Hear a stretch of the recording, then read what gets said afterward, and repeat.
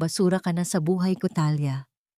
Isang sampal ng katotohanan habang siya ay nagpapakasakit sa ilalim ng matirik na araw. Habang si Linga ay nagpapakasasa sa karangyaan, kasama ang kabit na si Miranda, tinalikuran nila ang lahat ng sakripisyo niya. Ngunit hindi lahat ng basang lupa ay nananatiling putik. Ang ilan ay nagiging kristal ng asin na handang sumugat. Sino ang magbabayad sa bawat luhang pumatak sa salinas? Pirmahan mo na ang mga papel na ito, Talia.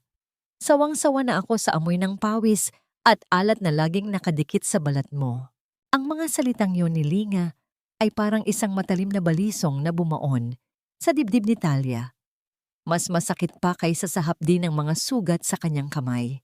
Sa sandaling iyon, ang kamay ni Talia ay nanginginig habang hawak ang isang maliit na supot ng gamot na kapapabili lang niya para sa maintenance ng kanyang biyenan. Galing siya sa ilalim ng nakatirik na araw, nagkayod sa salinas hanggang sa magdugo ang kanyang mga daliri para lang may maipangabot na tulong sa pamilya ng lalaking mahal niya. Ngunit ang supot ng gamot ay dahan-dahang nalaglag mula sa kanyang mga daliri, bumagsak sa lupang maalat, habang ang kanyang paningin ay nakapako sa marangyang sasakyan na nakaparada sa tapat ng kanilang dampa. Mula sa loob ng sasakyan, lumabas si Miranda. Ang suot nitong sedang damit ay kumikinang sa ilalim ng araw. Isang malaking insulto sa marumi at tagpi-tagping damit ni Talia. Ang bawat hakbang ng mga takong ni Miranda ay tila tinatapakan ng dangal ni Talia na ilang taon niyang iningatan. Lumapit ang babae kay Linga at kumapit sa braso nito nang may pagmamalaki, habang ang bango ng mamahaling pabango nito ay pilit na lumulunod sa amoy ng dagat at paghihirap na dala ni Talia. Hindi makapagsalita si Talia. Ang kanyang lalamunan ay tila tinubuan ng mga tinik, tuyong-tuyo at mahapdi. Ang kanyang mga mata ay nananatiling nakatitig kay Linga, naghahanap ng kahit katiting na anino ng lalaking nangako sa kanya sa harap ng altar na magsasama sila sa hirap at ginhawa. Ngunit wala siyang nakita, kundi ang panlalamig at pagkasuklam. Ang pag-ibig na itinanim niya sa loob ng maraming taon ay tila naging isang tuyong palayan na hindi na muling sisibol. Bakit, Linga? Ang boses ni Talia ay isang pira-pirasong bulong, halos hindi marinig sa gitna ng ihip ng hangin. Para sa atin ang lahat ng paghihirap ko. Para sa anak natin. Para sa nanay mo. Isang mapait na tawa ang pinakawalan ni Miranda. Isang tunog na puno ng pangungutya na tila humihiwa sa katahimikan ng salinas. Inayos nito ang kanyang buhok at tiningnan si Talia mula ulo hanggang paa na parang tumitingin sa isang tumpok ng basura. Sinabi nito na ang lupang kinatatayuan ni Talia, ang lupang pamana ng kanyang mga magulang, ay hindi na sa kanya. Ipinagbili na raw ito ni Linga sa kanya para pambayad sa lahat ng utang at para sa bagong buhay na pagsasaluhan nila. Ang mundo ni Talia ay tila huminto sa pag-ikot. Ang bawat butil ng asin sa kanyang paligid ay naging mga saksi sa kanyang pagkawasak. Ang hapdi sa kanyang mga palad na galing sa pagkayod ng asin ay walang-wala kumpara sa pagkadurog ng kanyang puso nang mapagtanto niyang ang sarili niyang asawa ang nagbenta sa kanyang kinabukasan. Ang katahimikan ay naging binging-bingi hanggang sa marinig na lamang niya ang sariling tibok ng puso na tila isang tambol na nagbabadya ng panganib. Nakaluhod si Talia sa gitna ng putikan at asin. Pilit na inaabot ang laylayan ng pantalon ni Linga. Nagmakaawa siya, hindi para sa sarili, kundi para sa kanilang anak na si Toby. Ngunit isang marahas na pagbawi ng binti ang ginawa ni Linga na naging dahilan upang masubsob si Talia sa maalat na lupa. Ang lasa ng dumi at alat ay humalo sa kanyang mga luha, isang lasa ng pagkatalo na hinding-hindi niya malilimutan.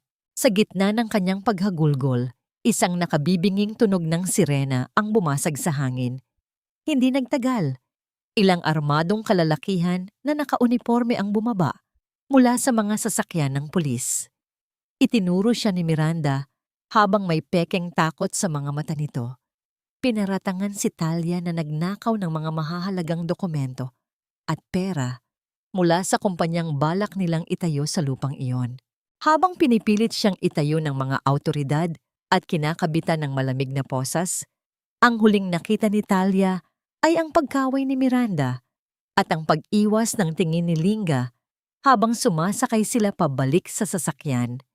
Ang bawat paghatak sa kanya palayo sa salinas ay tila pagpunit sa kanyang kaluluwa mula sa kanyang katawan. Bakit ang taong pinag-alayan mo ng buhay ang siya ring kukuha nito mula sa iyo? Hanggang kailan kailangang manahimik ng isang pusong tanging pagkalinga lang ang alam ibigay, bago ito tuluyang maging kasing tigas ng batong asin sa ilalim ng matinding init? Ang bawat segundong lumilipas sa loob ng malamig at sementadong silid na ito ay tila isang dambuhalang pabigat na dumadagan sa dibdib ni Talia. Ang amoy ng kalawang, hinaluan ng anghit ng maraming katawan at ang singaw ng basang sahig ang naging bagong mundo niya. Dito, ang araw ay hindi sumisikat. Tanging ang malamlam na liwanag mula sa isang maliit na bintanang may mga rehas na bakal ang nagpapaalala sa kanya na buhay pa siya. Ngunit sa bawat pagpikit ng kanyang mga mata, ang tanging nakikita niya ay ang nagbabagang init ng salinas at ang malamig na mukha ni Linga habang tinitingnan siyang kinakaladkad ng mga pulis. Ang kanyang mga daliri na dati ay puno ng kalyo mula sa pagkayod ng asin ay ngayon ay nanginginig habang nakahawak sa kanyang tiyan. May isang munting buhay na tumitibok sa loob niya, isang lihim na hindi pa niya naibabahagi kay Linga bago nangyari ang trahedya. Ito ang kanyang tanging sandigan, ang munting kislap ng pag-asa na nagbibigay sa kanya ng lakas na huminga sa gitna ng kawalang katarungan.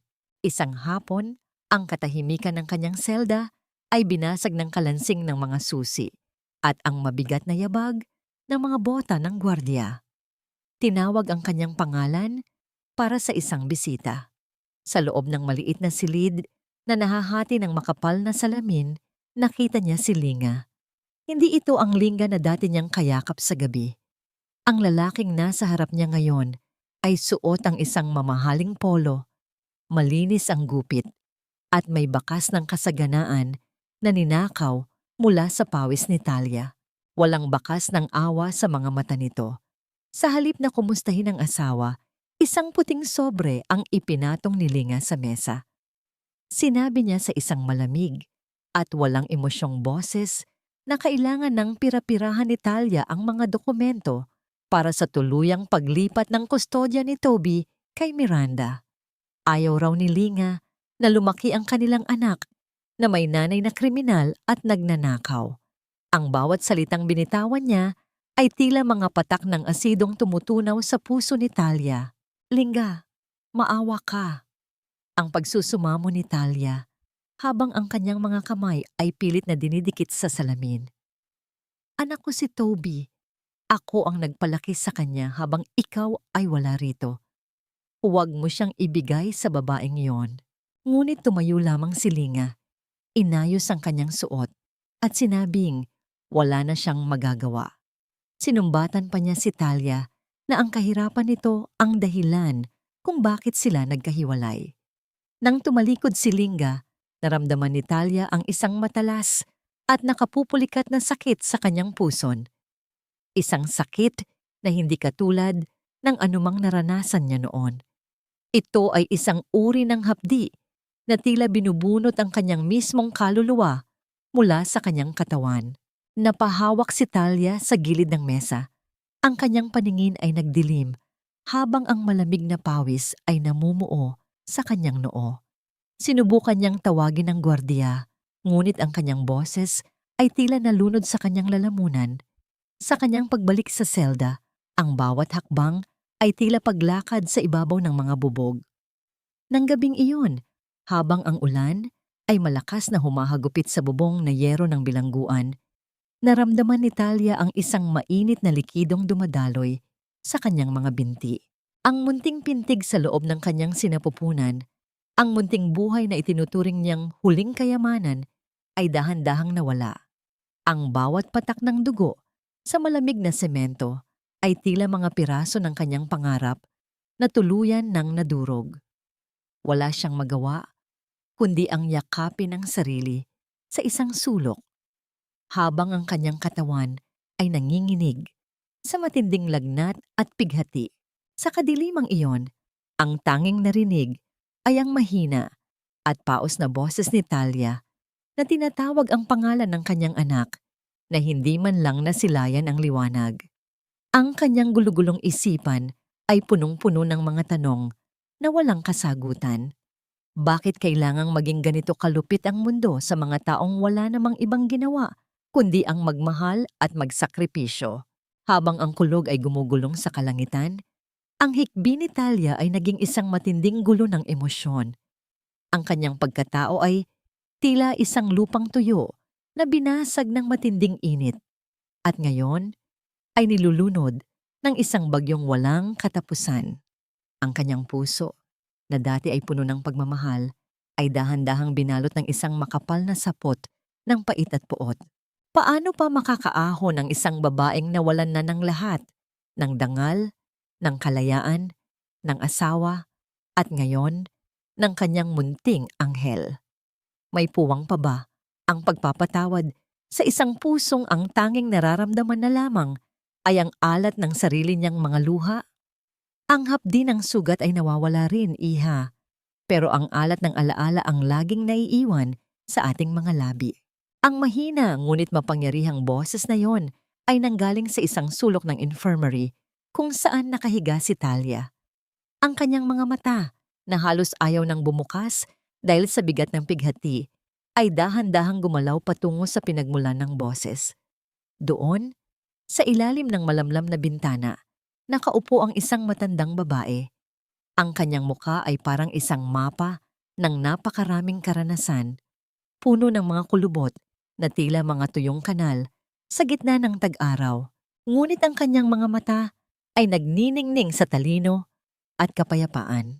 Siya si Lola Magda. Sa loob ng bilangguang ito, siya ang itinuturing na matanda sa kinalabasan, ang babaeng hindi kinatatakutan dahil sa dahas, kundi iginagalang dahil sa kanyang pananahimik. Lumapit siya kay Talia, ang bawat hakbang ng kanyang mga lumang tsinelas sa sementadong sahig ay lumilikha ng isang mabagal at ritmikong tunog na tila nagpapakalma sa nagngangalit na isipan ng nakababatang babae. Naupo si Lola Magda sa gilid ng kama ni Talia. Kumuha siya ng isang basang bimpo mula sa isang maliit na palanggana at dahan-dahang ipinatong ito sa noo ni Talia. Ang lamig ng tubig ay tila isang milagro sa gitna ng nagbabagang lagnat ng pighati at panghihina. Hindi nagsalita si Talia, wala na siyang lakas para maglabas ng kahit isang kataga. Ang kanyang mga luha, na akala niya ay tuyo na, ay muling dumaloy, dahan-dahang bumabagtas sa kanyang mga pisngi hanggang sa mabasa ang bimpo. "Huwag mong pigilin," bulong ni Lola Magda habang hinahaplos ang magulo at madungis na buhok ni Talia. "Ang luha ay parang ulan sa salinas. Kailangan nating dumaan sa baha bago tayo makakita ng mga kristal na asin. Ang mamatayan ng anak sa loob ng impyernong ito ay isang krus na hindi lahat ay kayang pasanin. Pero tandaan mo, ang Diyos ay hindi natutulog. Kahit na tila nakapikit ang kanyang mga mata, sa ngayon, sa sandaling iyon, naramdaman ni Talia ang isang uri ng kalinga na matagal na niyang hinahanap. Ang init ng kamay ni Lola Magda ay nagpaalala sa kanya sa kanyang sariling ina, ang babaeng nagturo sa kanya kung paano magmahal sa lupang maalat. Isang mahinang hikbi ang kumawala sa dibdib ni Talia, isang tunog ng pag-amin na hindi na niya kaya, na siya ay pagod na sa pakikipaglaban sa agos ng kamalasan. "Bakit po ganito, Lola?" Sa wakas ay nausal ni Talia, ang kanyang boses ay halos isang gasgas na bulungi. "Wala na po akong natira. Ang anak ko, ang asawa ko, ang dangal ko, kinuha na nilang lahat." Ngumiti ng bahagya si Lola Magda, isang ngiting puno ng pait at pag-unawa. Ikinuwento niya na siya rin ay biktima ng parehong laro ng kapangyarihan at kasakiman. Sinabi niya na bago siya naging isang bilanggo, siya ang nagmamay-ari ng pinakamalawak na lupain sa dako ng Hilaga, kung saan ang pinakamapuputing asin ay inaani. Ngunit dahil sa isang taong pinagkatiwalaan niya, isang taong tila may pagkakahawig sa karakter ni Miranda, nawala sa kanya ang lahat, kabilang ang kanyang kalayaan. Ang tingin nila sa atin ay parang mga butil ng asin na pwedeng tapakan at tunawin sa tubig. Wika ni Lola Magda, habang ang kanyang boses ay nagiging matigas at puno ng determinasyon. Pero nakakalimutan nila ang isang bagay, ang asin. Kapag hinayaan mong mabilad sa matinding init ng araw, ay nagiging matitigas na kristal, nagiging matalim, nakakasugat. At higit sa lahat, ito ang nagbibigay buhay at nag-iingat sa mga bagay na dapat mabulok. Kinuha ni Lola Magda ang kamay ni Talia at mahigpit itong pinisil. Sa loob ng madilim at mabahong infirmary na yon, tila may isang maliit na mitya ng apoy na muling sumiklab sa loob ng puso ni Talia. Isang kakaibang pakiramdam ng kuryosidad ang humalo sa kanyang pighati. Sino ba talaga ang matandang ito? At bakit tila alam niya ang lahat ng sakit na nararamdaman ni Talia? Habang ang gabi ay lumalalim at ang tunog ng pagpatak ng tubig mula sa sirang tubo ay nagiging tanging musika sa silid, isang pangako ang nabuo sa pagitan ng dalawang babaeng pinag-isa ng parehong kapalaran. Ang bawat patak ng tubig na bumabagsak sa timba ay tila nagiging isang orasan, nagbibilang ng bawat sandali patungo sa isang bagong simula. Bago umalis si Lola Magda para bumalik sa kanyang sariling selda, yumuko siya at may ibinulong sa tainga ni Talia na nagpatigil sa paghinga ng huli. Isang pangalan ng isang lugar sa Salinas na tanging ang pamilya lamang ni Talia ang nakakaalam. Paano niyo po nalaman ang lugar na yon, Lola? Tanong ni Talia. Ang kanyang mga mata ay nanlalaki sa gulat. Tiningnan lamang siya ni Lola Magda nang may kahulugan at sinabing, ang dagat ay malawak, iha, pero ang lahat ng alon ay laging bumabalik sa dalampasigan. Magpahinga ka na. Bukas, ituturo ko sa iyo kung paano maging isang kristal na hindi kailanman matutunaw. Huwag mong titingnan ng asin, gamit ang iyong mga mata lamang, Talia. Lasahan mo ang kwento nito, gamit ang iyong kaluluwa. 5 taon na ang lumipas, ngunit ang mga salitang yon ni Lola Magda ay nananatiling sariwa sa isipan ni Talia, gaya ng sugat na hindi kailanman naghihilom, kundi naging isang matibay na peklat. Sa loob ng 5 taon sa piitan, ang dating mahina at laging lumuluhan na si Talia ay dahan-dahang naglaho. Ang bawat gabi ng malamig na semento at ang bawat araw ng mabigat na trabaho ay nagsilbing paitaas na hagdan patungo sa kanyang muling pagkabuhay. Hindi lamang paglilinis at pagtitiis ang natutunan ni Talia sa loob ng rehas. Sa ilalim ng patnubay ni Lola Magda, naging silid-aralan ang kanilang madilim na selda. Itinuro ng matanda sa kanya ang sining ng pagkilala sa kalidad ng asin, kung paano malalaman ang pagkakaiba ng hamog ng dagat at ng kristal na nagmula sa kailaliman ng lupa. Itinuro rin sa kanya ang laro ng isipan, kung paano magbasa ng tao, kung paano itago ang sariling emosyon sa likod ng isang matikas na mukha, at kung paano gawing sandata ang bawat impormasyon. Isang gabi, habang ang buwan ay aninag sa maliit na siwang ng kanilang selda, naglabas si Lola Magda ng isang luma at nanilaw na piraso ng papel. Ang mga kamay ng matanda ay nanginginig na sa katandaan, ngunit ang kanyang diwa ay kasing talim pa rin ng kidlat. Ipinakita niya kay Talia ang isang mapa, hindi ng baul ng ginto, kundi ng mga lihim na imbakan ng pinakapambihirang uri ng asin sa Pangasinan, mga yaman na itinago niya bago siya ipinagkanulo ng mga taong pinagkatiwalaan niya. Hiya, malapit na ang iyong paglaya, bulong ni Lola Magda, habang ang boses niya ay tila nagmumula sa kailaliman ng isang lumang balon. Ang mundong babalikan mo ay hindi na ang mundong iniwan mo. Si Linga at Miranda ay nakatuntong na sa rurok ng tagumpay gamit ang iyong mga luha. Pero tandaan mo, ang tagumpay na itinayo sa buhangin ay madaling gumuho kapag tinamaan ng alon ng katotohanan. Hinawakan ni Talia ang kamay ni Lola Magda. Ang kanyang mga mata, na dati ay puno ng kawalang pag-asa, ay ngayon ay nag-aapoy sa isang tahimik na determinasyon. Wala na ang takot. Ang bawat pag-insulto ni Miranda at ang bawat pagtalikod ni Linga ay nagsilbing panggatong sa apoy na ngayon ay nagliliyab sa kanyang dibdib. Ang pinaka-espesyal na sandali sa kanilang pagsasama ay ang tuwing hapon kung saan pinapanood ni Lola Magda si Talia na nagbabasa ng mga lumang libro tungkol sa ekonomiya at pangangalakal na lihim na ipinapasok ng ilang kaibigang gwardiya. Isang hapon, habang si Talia ay abala sa pag-aaral, kinuha ni Lola Magda ang isang maliit na butil ng asin at inilagay ito sa palad ni Talia.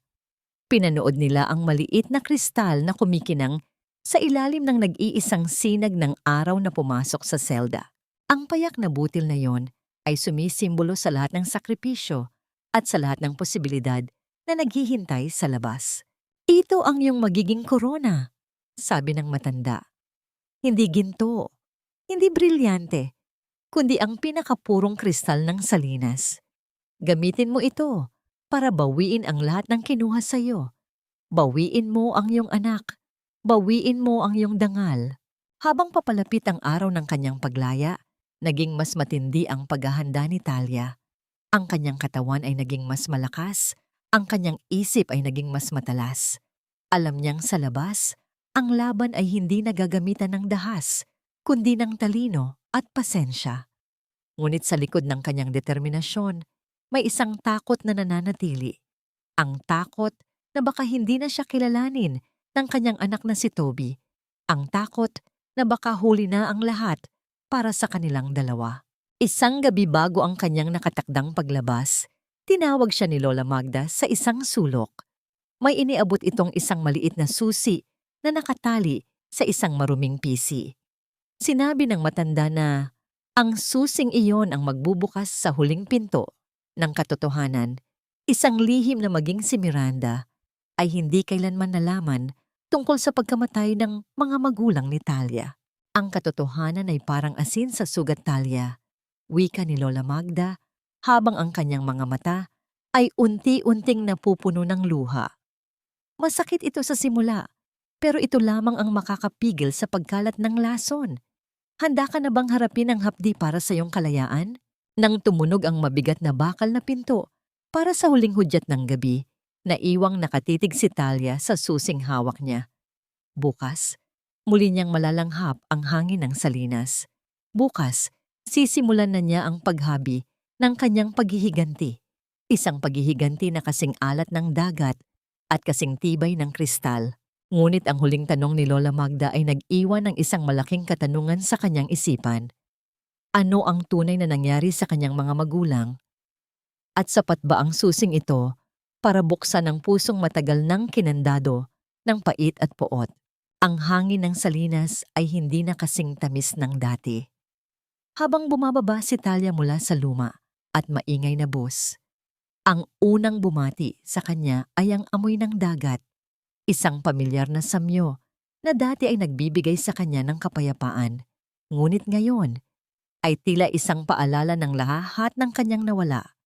Ang bawat hakbang ng kanyang mga luma, ngunit malinis na sapatos sa tuyo at maalikabok na kalsada ay tila isang mabigat na bulyaw sa katahimikan ng kanyang pagbabalik. Nagsuot si Talia ng isang malapad na sombrero at manipis na bandana na tumatakip sa kalahati ng kanyang mukha. Hindi siya ang dating Talia na madaling basahin ng emosyon. Siya ngayon ay isang anino na naglalakad sa gitna ng liwanag.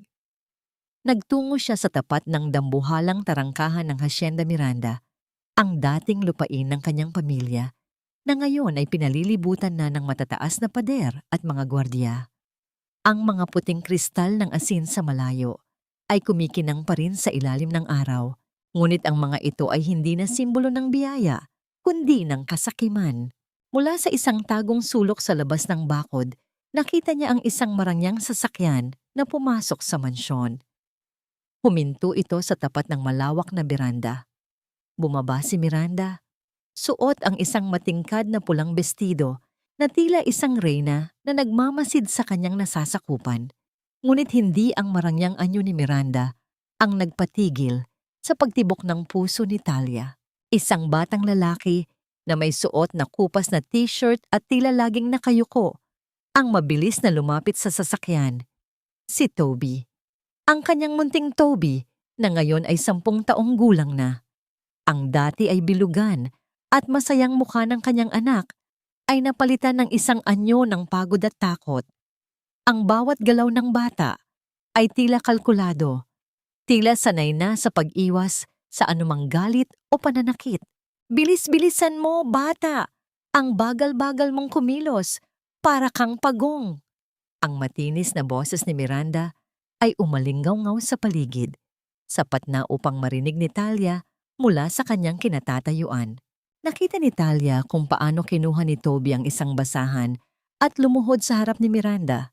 Dahan-dahan itong pinunasan ang mantsa ng putik sa mamahaling sapatos ng babae. Ang bawat pagkiskis ng basahan ay tila isang sampal sa mukha ni Talia. Ang kanyang anak, ang kaisa-isang hiyas ng kanyang buhay, ay ginagawang alila sa sarili nilang lupain. Gustong sumigaw ni Talia, gustong tumakbo at yakapin ang bata, ngunit ang mga kamay niya ay mahigpit na nakakapit sa bakod hanggang sa mamuti ang kanyang mga kasukasuan. Naramdaman ni Talia ang init ng luhang gustong kumawala, ngunit pilit niya itong pinigil. Hindi na siya ang babaeng luha ang tanging sandata. Ang sakit na nararamdaman niya sa sandaling iyon ay naging isang matigas na bato sa kanyang dibdib. Pinanood niya si Toby na matapos sa paglilinis at mabilis na tumakbo patungo sa likod ng bahay. Marahil para sa susunod nitong utos. Pagkatapos ng eksenang yon, naglakad si Talia patungo sa palengke ng bayan para kumuha ng ilang pangangailangan. Ang bawat mukha na kanyang nadadaanan ay tila nagpapaalala sa kanya ng kanyang nakaraan. Huminto siya sa isang maliit na pwesto ng mga tuyong isda at asin. Magkano po ang isang takal ng asin nyo? Tanong ni Talia. Ang kanyang boses ay nananatiling mahinahon, ngunit may lalim. Ang matandang lalaki na nagtitinda, si Mang Sinto, ang dating katiwala ng kanyang ama, na ngayon ay tila mas lalo pang tumanda at naging kuba, ay biglang napatigil sa pag-aayos ng kanyang mga paninda. Dahan-dahan itong nag-angat ng tingin. Ang kanyang mga mata ay naniningkit habang pilit na inaaninag ang mukha sa ilalim ng sombrero. Ang tunog ng pagbagsak ng kahoy na sandok sa semento ay tila isang hudyat ng pagkabigla. Ang boses na yon, bulong ni Mang Sinto. Ang kanyang mga labi ay nanginginig. Talia? Ikaw ba yan, Hija? Nanigas si Talia sa kanyang kinatatayuan. Ang katahimikan sa paligid ay biglang naging mabigat. Tila ang lahat ng tao sa palengke ay lumingon upang saksihan ang muling pagbabalik ng isang kaluluwang matagal nang itinuring na patay. Ang tibok ng kanyang puso ay naging kasing bilis ng mga alon sa dalampasigan bago ang isang malakas na unos. Paano niya itatago ang kanyang pagkakakilanlan kung ang mismong lupa at mga tao rito ay tila sumisigaw ng kanyang pangalan? At ano ang gagawin niya ngayong alam na niyang ang kanyang anak ay nabubuhay sa ilalim ng kalupitan ng mga taong sumira sa kanyang buhay? Dahan-dahan, Mang Sinto, huwag po kayong sumigaw. Maging ang hangin ay may mga tainga rito sa salinas. Ang bulong na yun ni Talia ay tila isang malamig na haplos na nagpatahimik sa nanginginig na matanda. Mabilis na hinila ni Talia ang laylayan ng kanyang sombrero at dahan-dahang inakay si Mang Sinto patungo sa likod ng palengke, kung saan ang amoy ng nabulok na mga gulay at ang anino ng mga lumang bodega ang nagsilbing proteksyon sa kanilang muling pagkikita. Doon, sa ilalim ng isang tuloy-tuloy na gripo, na lumilikha ng maliliit na talsik ng tubig sa lumot na semento. Hinarap ni Talia ang matanda. Nanginginig ang mga kamay ni Mang Sinto habang hinahawakan ang mga braso ni Talia. Tila tinitiyak kung ang babaeng nasa harap niya ay tunay na tao o isang ligaw na kaluluwa lamang. Sa bawat paghinga ng matanda, nararamdaman ni Talia ang bigat ng 5 taon na tiniis nito sa ilalim ng pamumuno ni Nalinga at Miranda. Ikinuwento ni Mang Sinto ang unti-unting pagkabulok ng industriya ng asin sa kanilang bayan, simula ng palitan ng makinarya at kasakiman ang tradisyonal na pag-aalaga sa lupa.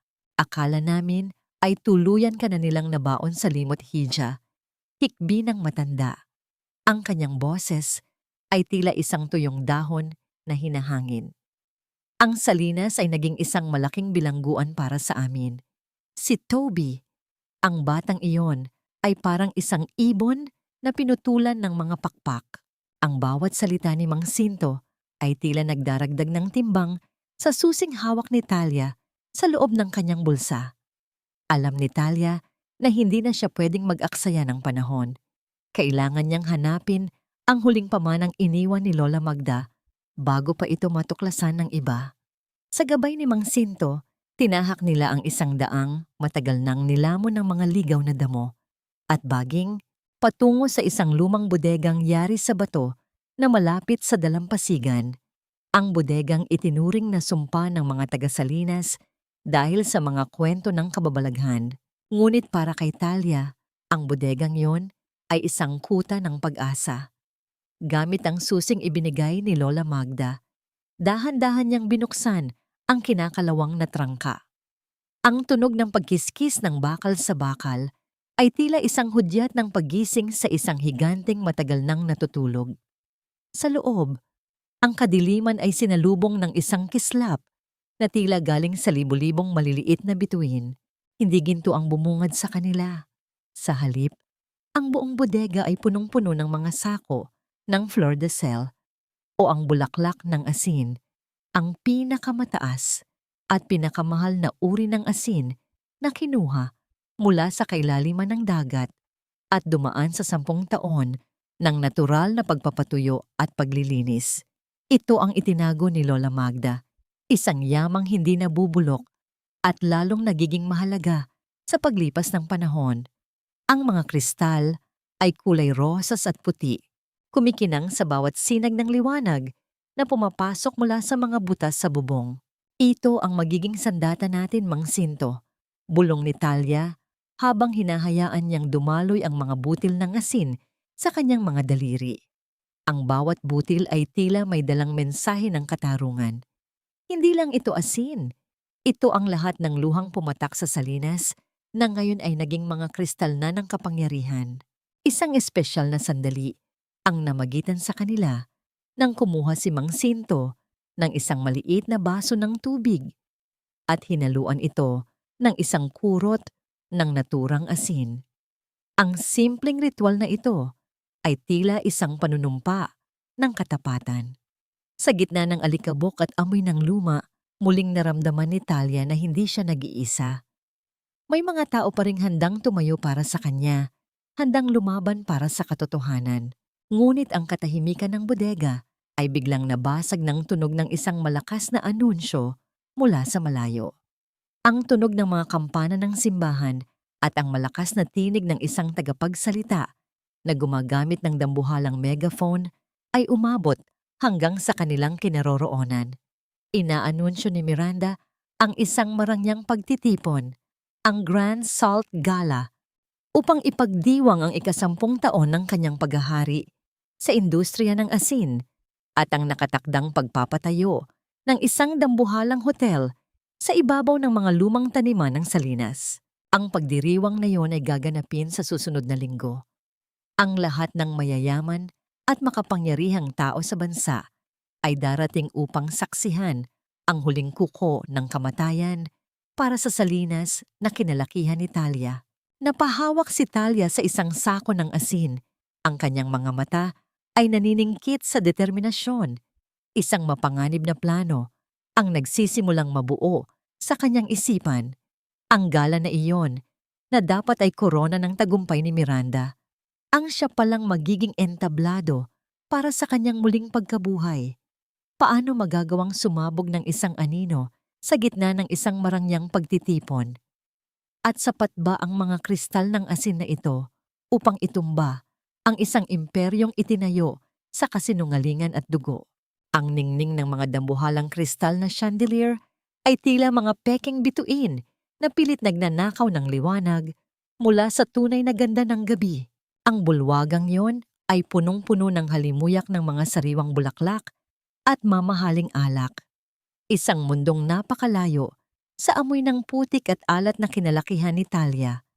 Ang bawat tawa ng mga bisita ay tila isang matalim na tunog na humihiwa sa katahimikan ng mga manggagawang nagugutom sa labas ng pader.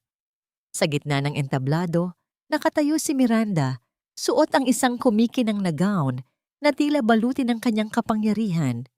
Sa tabi niya ay si Linga, na mukhang hindi mapalagay sa kanyang mamahaling tuxedo. Ang kanyang mga mata ay laging gumagala, na tila may hinahanap na hindi niya matagpuan. Ang tagumpay ng Salinas Salt Industries ay hindi lamang para sa akin. Ang boses ni Miranda ay umalingaw-ngaw sa buong silid, puno ng pekeng kababaang loob. Ito ay para sa bawat pamilyang binuo natin, para sa bawat pangarap na itinayo natin sa ibabaw ng mga kristal na ito. We are not just making salt, we are making history.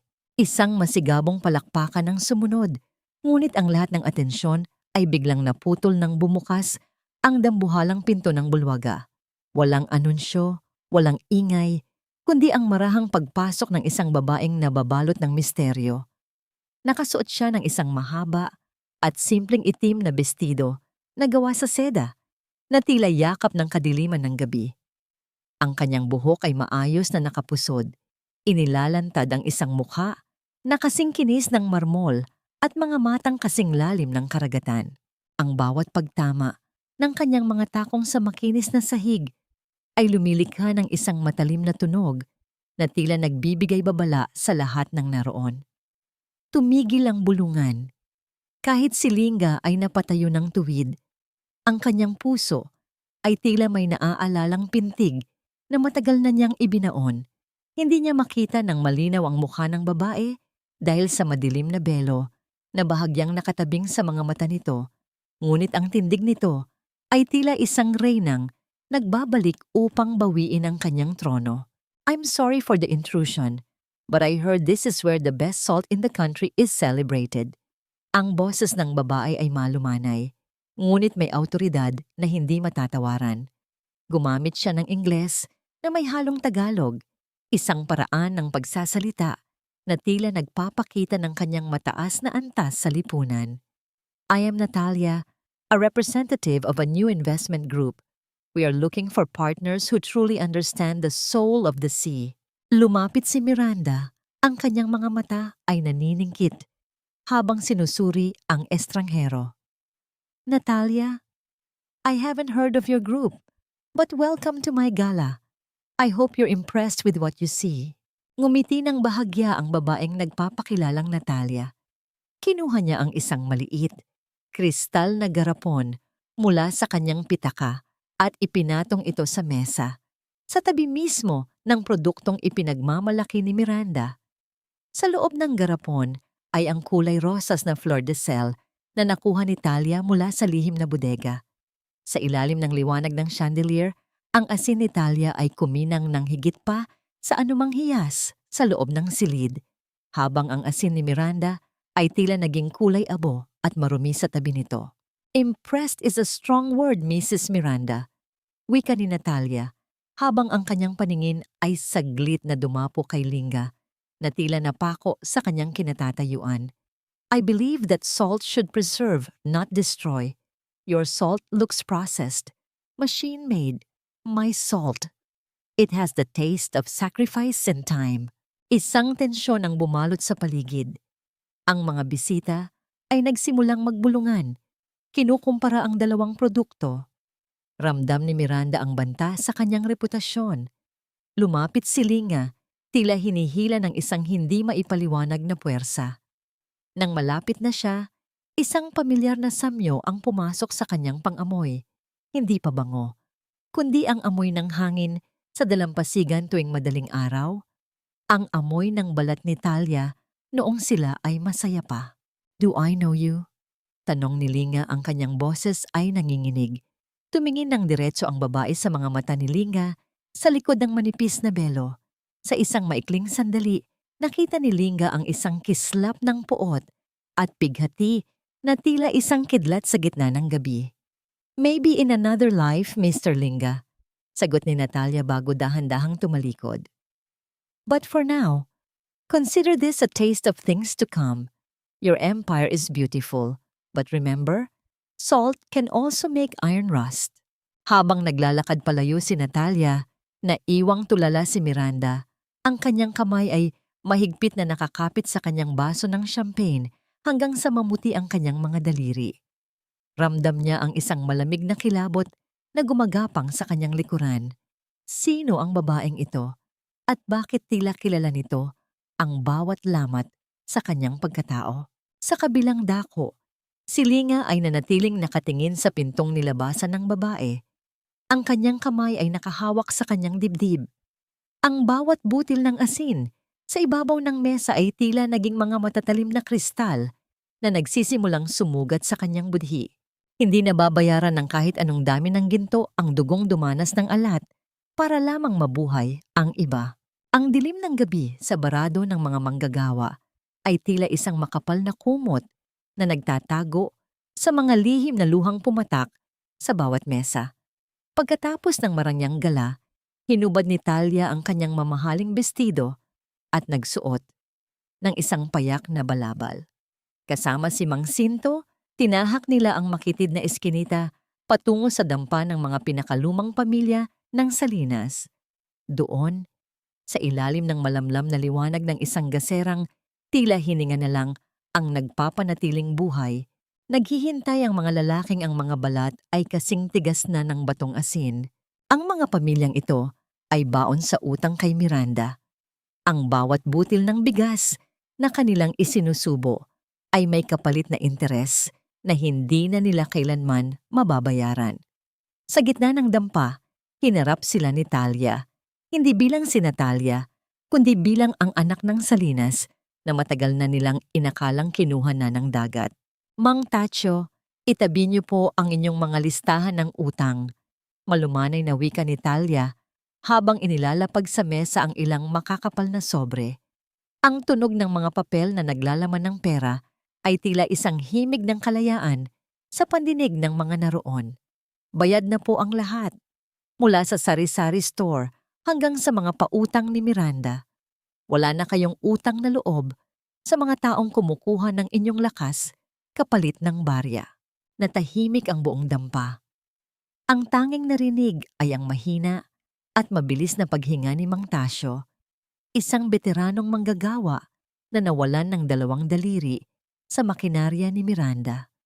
Dahan-dahan itong tumingin kay Talia. Ang kanyang mga mata ay unti-unting napupuno ng tubig na mas maalat pa sa dagat. "Bakit mo ito ginagawa, Hija?" tanong ng matanda.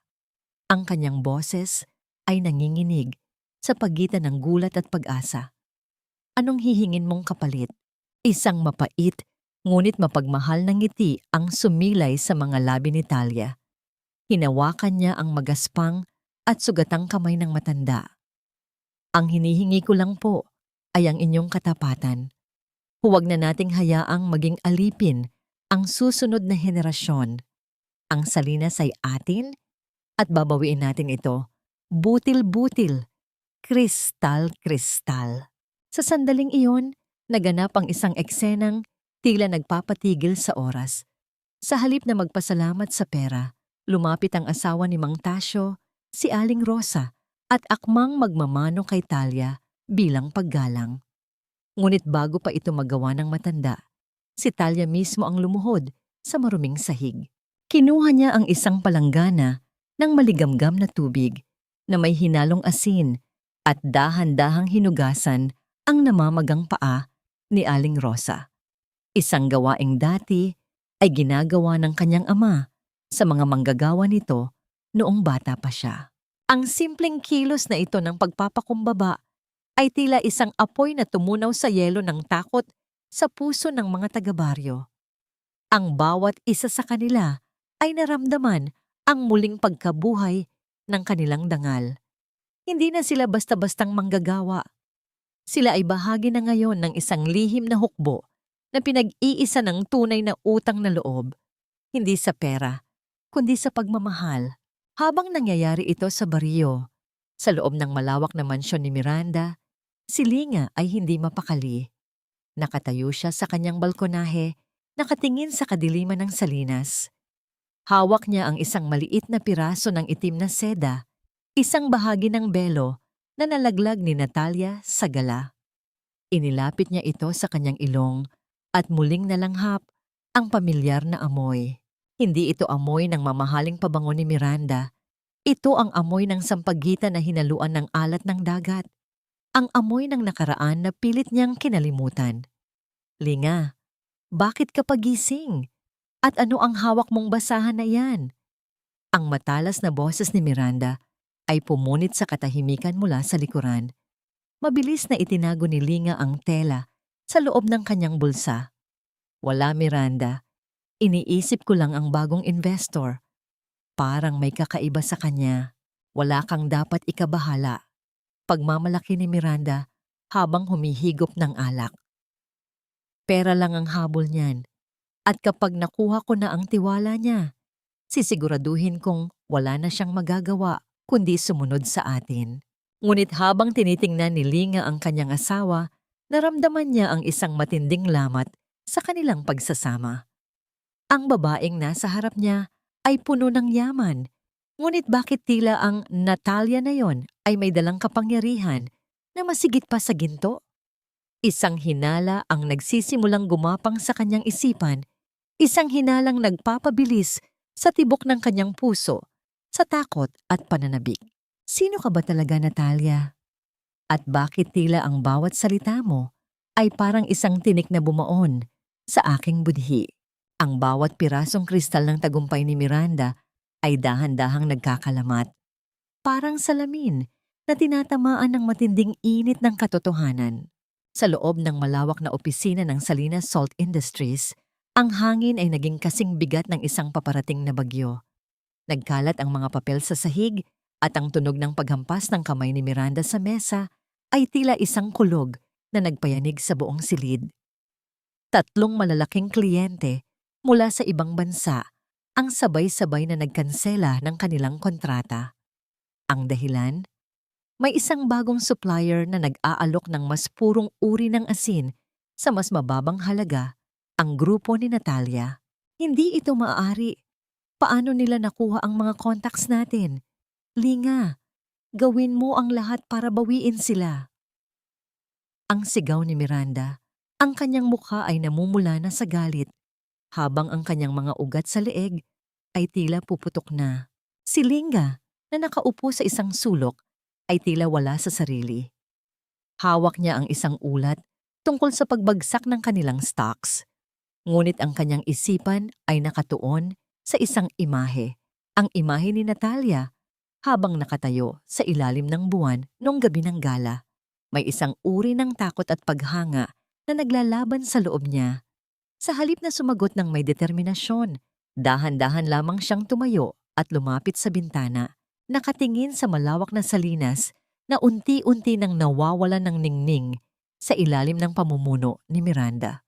Kinabukasan, isang pagkikita ang naganap sa gitna ng mga pilapil ng asin. Dumating si Natalia. Suot ang isang malapad na salamin sa mata at isang puting bestido na humahampas sa hangin. Sa bawat hakbang niya sa ibabaw ng tuyong lupa, tila may isang alaala na bumabangon mula sa ilalim ng putik. Lumapit sa kanya si Linga, habang si Miranda ay abala sa pakikipagtalo sa mga tauhan sa malayo.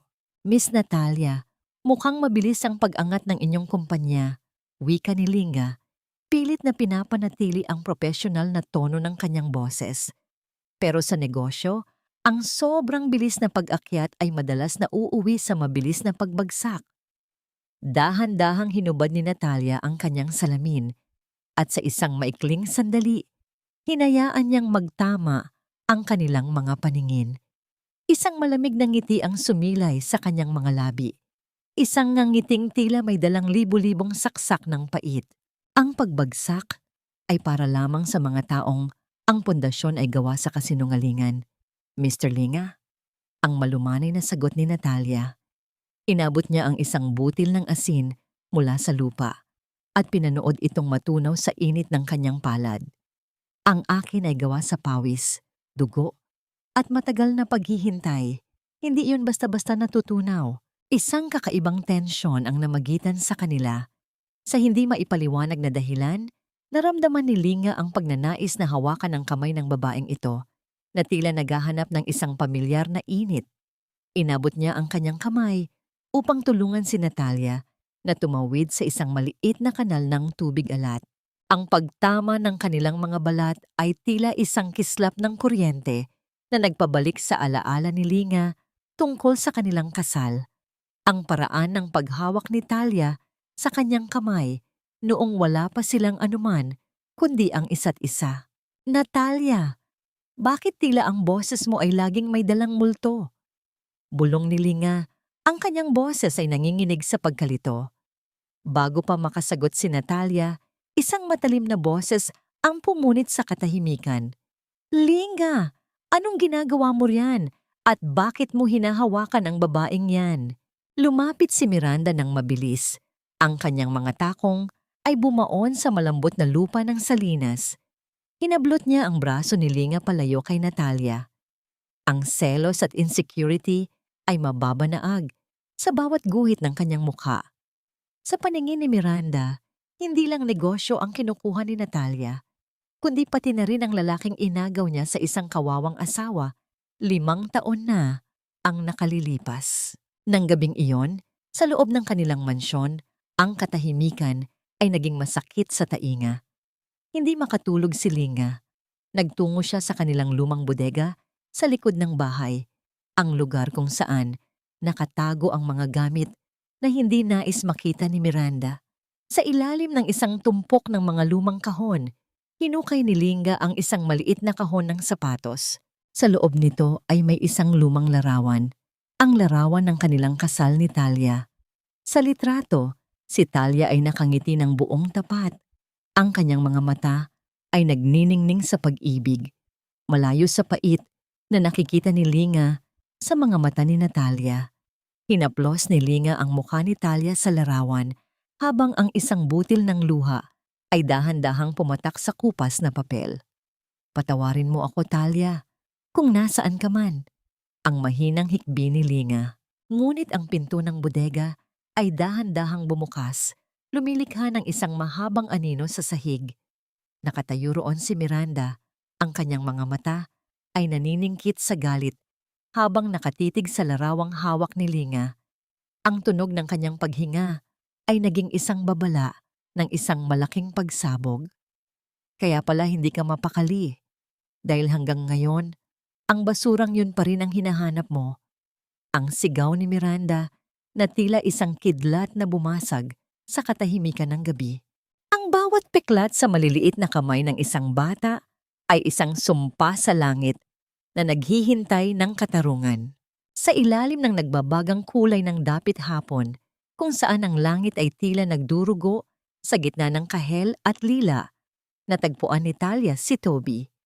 Nakaupo ang bata sa gilid ng isang pilapil ng asin, malayo sa mga mata ng mga gwardiya ng hasyenda. Ang kanyang munting katawan ay tila pagod na pagod. Ang kanyang mga balikat ay nakalaylay habang pinagmamasdan ang huling sinag ng araw. Sa kanyang tabi ay isang maliit na balde ng tubig na puno ng dumi at putik. Dahan-dahang lumapit si Talia.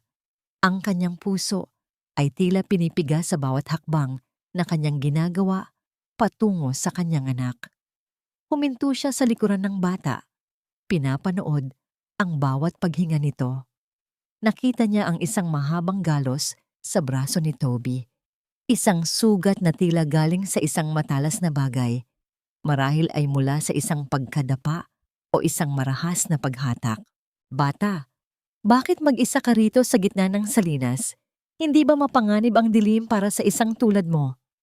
Ang malumanay na tanong ni Talia, pilit na itinatago ang panginginig ng kanyang boses. Nagulat si Toby at mabilis na tumayo. Akmang tatakbo dahil sa takot na baka isa itong utusan ni Miranda. Ngunit nang makita niya ang mga mata ni Natalia, mga matang tila may dalang pamilyar na init at hindi maipaliwanag na kapayapaan, ay dahan-dahan siyang napatigil. Ang takot sa kanyang muka ay napalitan ng kuryosidad. Pinagpahinga po ako ni Mang Sinto sandali. Sabi po niya, "Huwag daw po akong magpapahuli kay Madam Miranda." Bulong ni Toby, ang kanyang boses ay puno ng kawalang malay, ngunit may bahid ng trauma. Naupo si Talia sa tabi ng bata, hindi alintana ang dumi sa kanyang mamahaling damit. Kumuha siya ng isang maliit na panyo at dahan-dahang hinawakan ang sugatang braso ni Toby. Sa bawat haplos niya, naramdaman ni Talia ang panginginig ng bata. Tila hindi ito sanay sa isang malambot at mapagmahal na haplos. "Halika, huwag kang matakot. Gagawa tayo ng isang kastilyo," wika ni Talia habang kumukuha ng isang dakok ng malalaking kristal ng asin sa kanilang paligid. Hindi mula sa buhangin na madaling anurin ng alon, kundi mula sa pinakamaputing kristal na kasing tibay ng mga pangarap ng lolo mo. Sa gitna ng katahimikan ng dapit hapon, ang mag-ina ay nagsimulang mag-ipon ng mga butil ng asin. Sa bawat kristal na kanilang idinadagdag, tila may isang lamat sa puso ni Talia ang unti-unting naghihilom. Isang sandali kung saan ang mundo ay tumigil sa pag-ikot, kung saan ang pait ng nakaraan ay natalo ng tamis ng muling pagkikita, kahit na sa panig ni Toby ay tila isa lamang itong estranghero. "Alam niyo po," sabi ni Daddy, "ang mami ko raw po ay nasa langit na. Pero tuwing gabi, nararamdaman ko pong parang may bumubulong sa akin na huwag akong susuko." Ani Toby, habang inilalagay ang huling butil sa tuktok ng kanilang kastilyong asin. Hindi na napigilan ni Talia ang pagpatak ng kanyang luha. Mabilis niya itong pinunasan bago pa mapansin ng bata. "Ang mami mo ay hinding-hindi ka iiwan, Toby. Lagi siyang nasa tabi mo, naghihintay lang ng tamang pagkakataon na mayakap ka muli." Ngunit ang katahimikan at kapayapaan ng sandaling iyon ay biglang binuwag ng isang matinis at marahas na boses.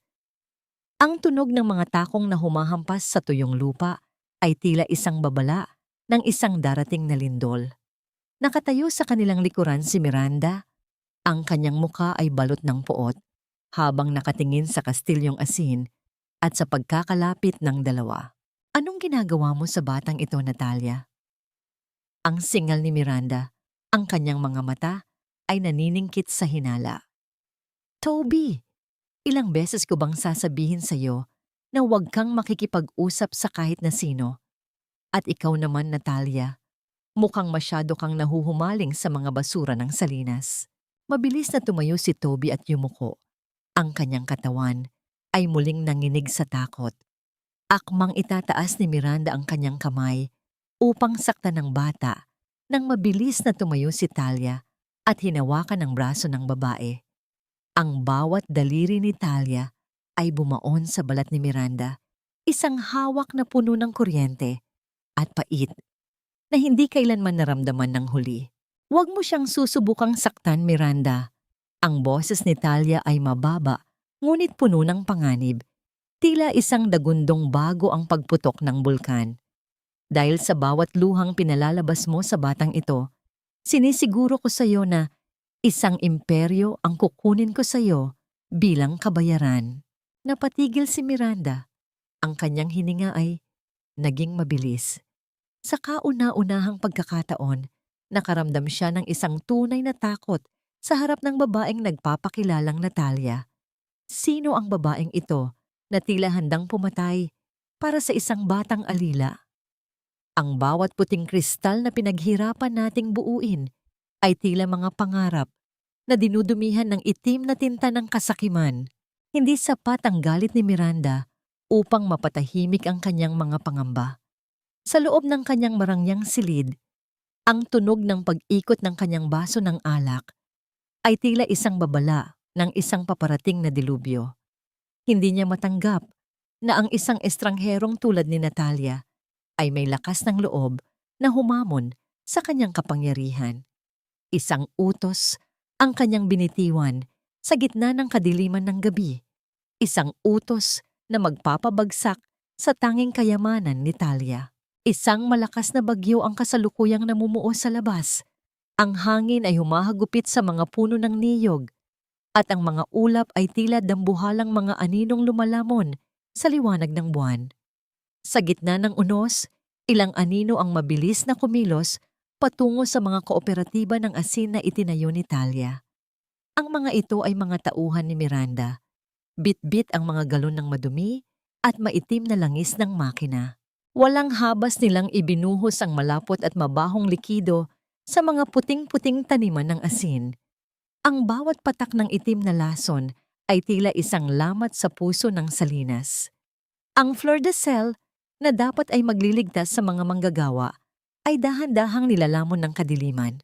Sa loob ng ilang minuto, ang dating kumikinang na parang mga brilyante sa ilalim ng ulan ay naging isang madumi at mapanghing putikan. Nabalitaan ito ni Talia sa gitna ng malakas na kulog. Kasama si Mang Sinto, mabilis silang tumakbo patungo sa salinas. Ang bawat hakbang nila sa putik ay tila pagtakbo sa isang bangungot. Nang makarating sila, ang tanging bumungad sa kanila ay ang iyak ng mga manggagawa na nakaluhod sa gilid ng mga nasirang taniman. Ang bawat butil ng kanilang pag-asa ay tila tinangay na ng agos ng itim na langis. "Huli na tayo, Hija!" Hikbi ni Mang Sinto. Ang kanyang boses ay nalulunod sa ingay ng ulan. Wala na ang mga kristal. Wala na ang pamanang iniwan ni Lola Magda. Napatitig si Talia sa madilim na karagatan ng asin sa kanyang harapan. Ang kanyang katawan ay nanginginig sa lamig at sa matinding puot na nararamdaman. Naramdaman niya ang hapdi ng bawat patak ng ulan sa kanyang balat. Tila mga libu-libong karayom na tumutusok sa kanyang pagkatao. Ngunit sa halip na sumuko, isang kakaibang lakas ang bumangon mula sa kanyang kailaliman. Dahan-dahan siyang lumusong sa madumi at madulas na tubig alat. Gamit ang kanyang sariling mga kamay, sinimulan niyang harangan ang agos ng langis. Gamit ang mga sako ng buhangin, ang kanyang puting bestido ay nabalot ng itim na dumi. Ang kanyang mga kuko ay nagsimulang magdugo sa kakaayos ng mga mabibigat na bato, ngunit hindi siya tumigil. "Hindi tayo susuko." Ang sigaw ni Talia, ang kanyang boses ay tila isang deklarasyon ng digmaan laban sa tadhana. Kahit anong dumi ang itapon nila sa atin, ang asin ay laging mananatiling asin. Magtulungan tayo, bawiin natin ang hindi pa nadadamay. Ang mga manggagawa na dati ay nawalan na ng pag-asa ay dahan-dahang tumayo. Isa-isa silang lumusong sa baha at nakipaglaban sa unos kasama si Talia. Sa gitna ng kadiliman, ang kanilang mga galaw ay tila isang sayaw ng determinasyon. Ang bawat balde ng nadumihang tubig na kanilang itinatapon ay tila pagtatapon ng takot na matagal nang naghari sa kanilang puso. Isang matalas na kidlat ang bumasag sa kalangitan. Inilalantad ang anyo ni Talia na nakatayo sa gitna ng baha, basa ng ulan at dumi. Ngunit ang kanyang mga mata ay nagniningning sa isang apoy na hindi kayang patayin ng anumang bagyo. Sa sandaling iyon, hindi lamang siya ang Natalia na mayaman. Siya ang ina ng Salinas na handang ibuwis ang lahat para sa kanyang nasasakupan. Ngunit habang abala ang lahat, sa pagliligtas ng kanilang kabuhayan, isang mas malaking panganib ang naghihintay. Sa dulo ng taniman, isang dambuhalang alon mula sa dagat ang nagsisimulang bumuo dahil sa lakas ng bagyo. Ang tunog ng nagngangalit na dagat ay tila isang dambuhalang nagugutom na handang lamunin ang lahat ng kanilang pinaghirapan. "Takbo! Talia! Lumikas na kayo riyan!"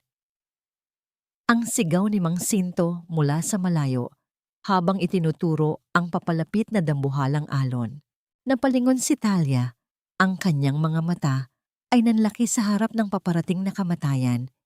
Ngunit sa kabilang panig, nakita niya ang huling sako ng flor de sel na hindi pa nadurumihan, ang huling butil ng pag-asa para sa operasyon ng kanyang anak. Pipiliin ba niyang iligtas ang sarili o ang huling kristal na magpapalaya sa kanila mula sa kamay ni Miranda? Ang maskarang gawa sa ginto ay hinding-hindi kailanman maitatago ang amoy ng nabulok na budhi, lalo na kapag ang katotohanan ay kasing pait ng lason. Sa loob ng malawak na boardroom ng Salinas Salt Industries, ang bawat hininga ay tila naging isang mabigat na pasanin. Nakaupo si Miranda sa kabisera ng mahabang mesa. Ang kanyang mga kamay ay nakapatong sa mga dokumento na maglilipat ng lahat ng maliliit na kooperatiba patungo sa kanyang kontrol. Sa tabi niya, si Linga ay tila isang aninong walang buhay. Ang kanyang mga mata ay nakapako sa kawalan, malayo sa mga pirma at numerong tila sumasakal sa kanyang leeg. This is the end of the line for the small players, Linga. Pagmamalaki ni Miranda, ang kanyang boses ay puno ng pagkaarogante. Once we sign this, the whole region belongs to us. Wala nang Natalia na manggugulo sa atin. Ngunit ang katahimikan ng silid ay biglang binuwag ng marahas na pagbukas ng dambuhalang pinto. Ang tunog ng pagkiskis ng mabigat na kahoy sa makinis na sahig ay tila isang hudyat ng pagdating ng isang bagyo. Pumasok si Natalia, ngunit hindi ito ang Natalia na kanilang nakilala sa gala. Wala ang kanyang belo, wala ang kanyang malalapad na salamin. Ang kanyang buhok ay nakalugay, humahampas sa kanyang mga balikat sa bawat mabilis na hakbang patungo sa gitna ng silid. Napatayo si Linga. Ang kanyang puso ay tila tumigil sa pagtibok nang makita ang mukha ng babaeng nasa kanyang harap.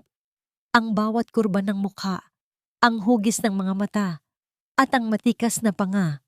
Ito ang mukhang 5 taon niyang sinubukang ibaon sa limot. Ito ang mukhang laging nagmumulto sa kanyang mga panaginip. Talia, ang mahina at nanginginig na bulong ni Linga. Ang kanyang boses ay halos mawalan ng hangin. Isang malamig na tawa ang pinakawalan ni Natalia, ang tunay na Talia. Inilapag niya ang isang makapal na folder sa ibabaw ng mesa, isang tunog ng papel na humahampas sa kahoy na tila isang hatol ng kamatayan. Tiningnan niya si Linga ng diretso. Ang kanyang mga mata ay walang bakas ng pag-ibig, kundi isang dagat ng pait at katarungan. Surprise, Linga? Akala niyo ba ay tuluyan na akong naging abo sa loob ng kulungan? Ang boses ni Talia ay kasing talim ng kristal ng asin. The woman you threw away like trash is the same woman who now holds 40% of your company's debts.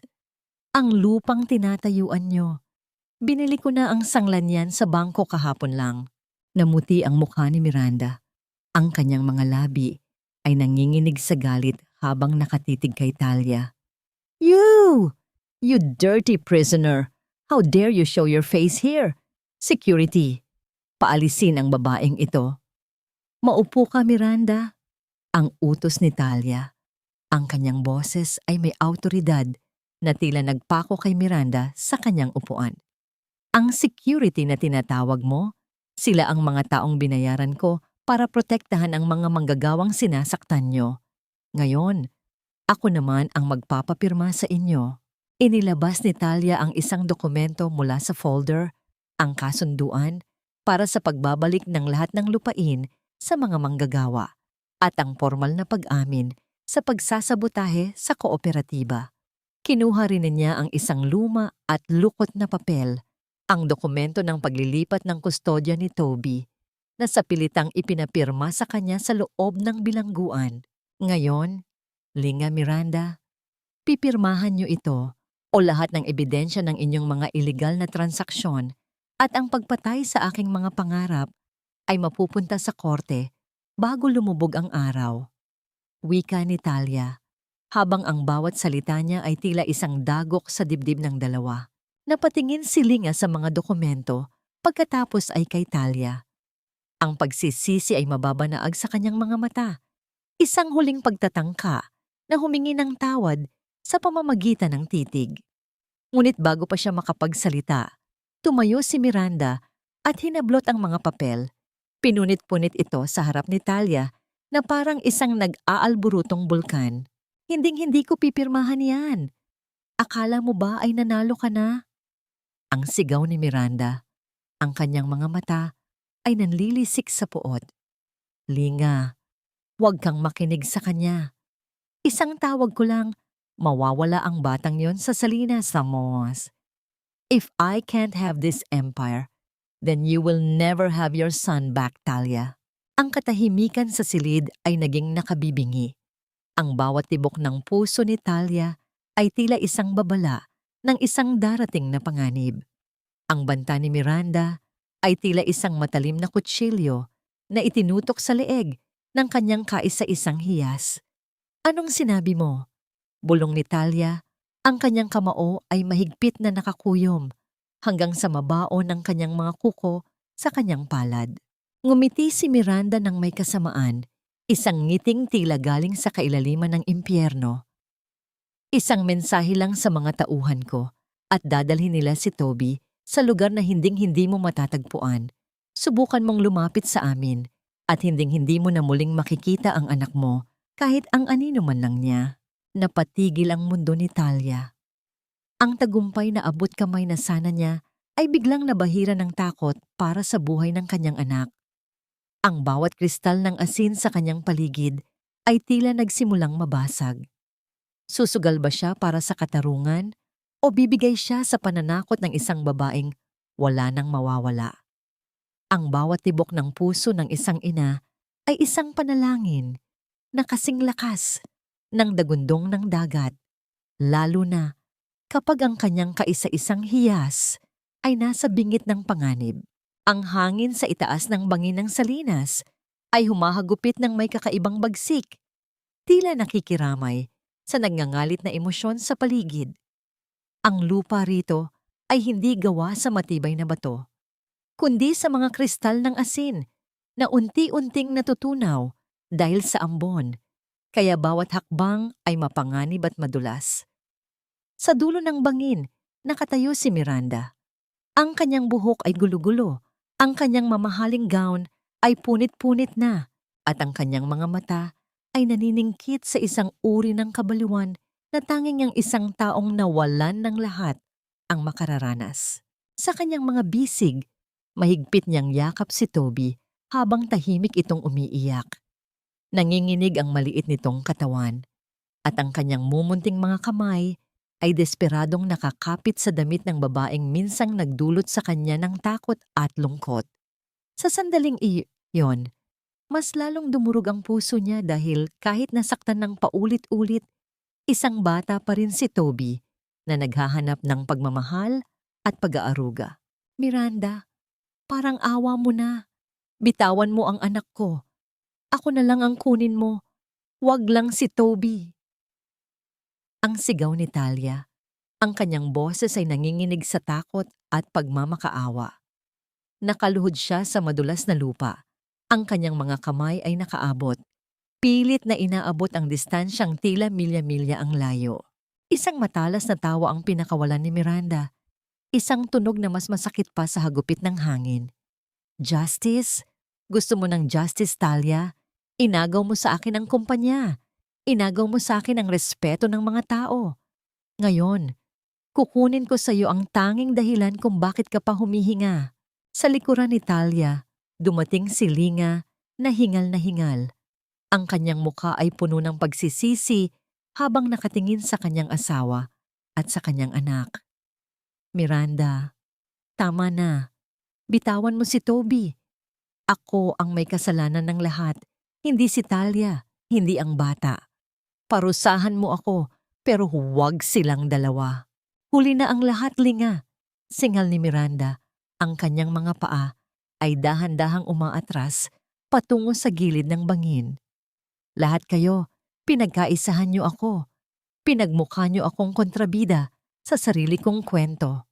Isang espesyal na sandali ang namagitan nang magtama ang paningin ni Talia at ni Toby. Sa kabila ng takot, may isang uri ng pagkilala sa mga mata ng bata. "Nanay!" Ang mahinang bulong ni Toby. Ang salitang yon, ang salitang 5 taon na hindi narinig ni Talia, ay tila isang kuryenteng nagbigay sa kanya ng hindi maipaliwanag na lakas. Dahan-dahang tumayo si Talia. Hindi na siya sumisigaw. Ang kanyang boses ay naging kalmado, kasing lalim ng kailaliman ng dagat. "Miranda, tingnan mo ako. Nawala na ang lahat sa akin noon. Alam ko ang pakiramdam ng mabulok sa dilim. Pero tingnan mo si Toby. Siya lang ang inosente rito. Kung papatayin mo siya, hindi ka lang mamamatay na talunan, mamamatay ka na isang halimaw na hinding-hindi makakalimutan ng kasaysayan. Pero kung ibibigay mo siya sa akin, ibibigay ko sa iyo ang lahat ng dokumento. Isasakay kita sa barko palayo rito. You can start over. Just give me my son." Napatigil si Miranda. Ang kanyang mga kamay ay dahan-dahang lumuwag. Ang alok ni Talia ay tila isang mitya ng pag-asa sa gitna ng kanyang kadiliman. Ngunit sa sandaling iyon, ang madulas na lupa sa gilid ng bangin ay biglang gumuho. Ang tunog ng pagkabali ng mga tuyong ugat at ang pagbagsak ng mga kristal ng asin sa ibaba ay tila isang hudyat ng kamatayan. Nawalan ng balanse si Miranda. Ang kanyang katawan ay dahan-dahang tumagilid patungo sa kailaliman. Sa isang instinto ng kaligtasan, binitawan niya si Toby upang kumapit sa isang nakaungos na ugat. Ngunit ang bata ay nadamay sa kanyang pagkadulas. "Toby!" Ang sabay na sigaw ni Natalia at Linga. Mabilis na dumapa si Talia at iniabot ang kanyang kamay. Sa kabilang dako, ang isang kamay ni Toby ay nakakapit sa gilid ng bangin, habang ang kabilang kamay ni Miranda ay nakakapit naman sa binti ng bata. Ang bigat ni Miranda ay dahan-dahang humihila kay Toby pababa. Ang mga daliri ng bata ay nagsisimulang dumulas mula sa madulas na asin.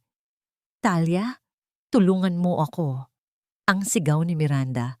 Ang kanyang mga mata ay nanlalaki sa takot habang nakatitig sa malalim na bangin sa kanyang ibaba. Nakahawak na si Talia sa braso ni Toby, ngunit ramdam niya ang bigat ng 2 tao. Ang kanyang sariling katawan ay dahan-dahang nahihila patungo sa gilid. Kailangan niyang pumili sa loob ng ilang segundo. Kung susubukan niyang hilahin ang 2, silang 3 ang mahuhulog. Kung bibitawan niya si Miranda, maililigtas niya ang kanyang anak. Ang bawat hininga ni Talia ay tila 1,000 taon. Ang hapdi ng asin sa kanyang mga sugat sa kamay ay gumigising sa kanyang diwa. Tumingin siya kay Miranda, ang babaeng sumira sa kanyang buhay, ang babaeng pumatay sa kanyang pangarap. Pagkatapos ay tumingin siya sa kanyang anak na ang mga mata ay nagsasabing, "Nanay, huwag mo akong bibitawan." Ano ang gagawin ng isang pusong matagal nang nilamon ng pait kapag ang buhay ng kanyang kaaway ay nasa kanyang mga kamay? Pipiliin ba niya ang paghihiganti o ang kaligtasan ng kanyang anak sa gitna ng gumuguhong mundo ng salinas? Ang bigat ng kasalanan ay kasing tindi ng grabidad ng lupa. Humihila sa sinumang pilit kumakapit sa buhay na hindi naman sa kanila. Ang mga ugat sa braso ni Talia ay tila puputok na sa matinding tensyon. Ang bawat hibla ng kanyang kalamnan ay sumisigaw sa hapdi, habang pilit niyang pinapanatili ang kapit sa madulas at maliit na kamay ni Toby. Sa ibaba, ang mga daliri ni Miranda ay nakabaon sa binti ng bata.